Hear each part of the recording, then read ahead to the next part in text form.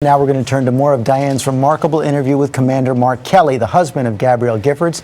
He is speaking out for the first time about his wife's recovery. The whole interview is going to air tonight on a special edition of 2020, but Diane is here now to talk a lot more about it. Hey, George. And I love, we showed just a touch of it in the open, that moment of recognition.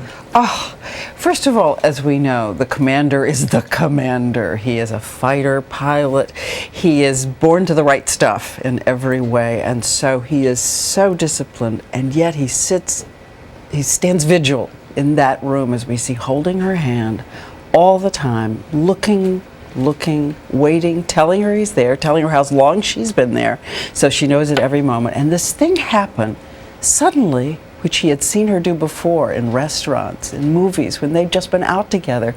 And here's something new he told us she's been doing. Does she recognize you? Pretty sure she does, and certainly today. What convinced you? Yesterday, in particular, she started playing with my wedding ring.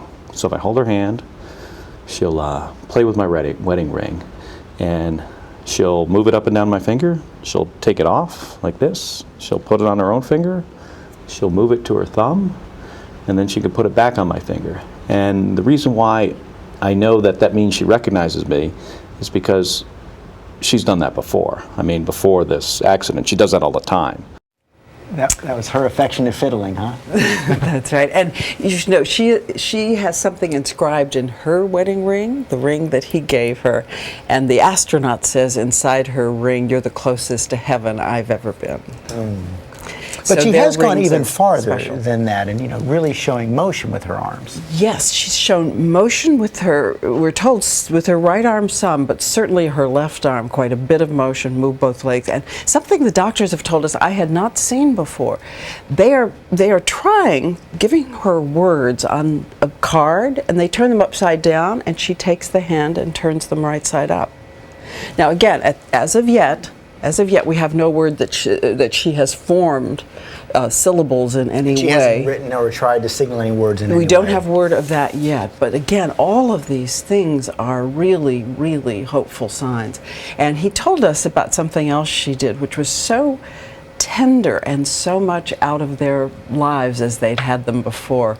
We'll play this for you too, something she did with that arm when she reached up.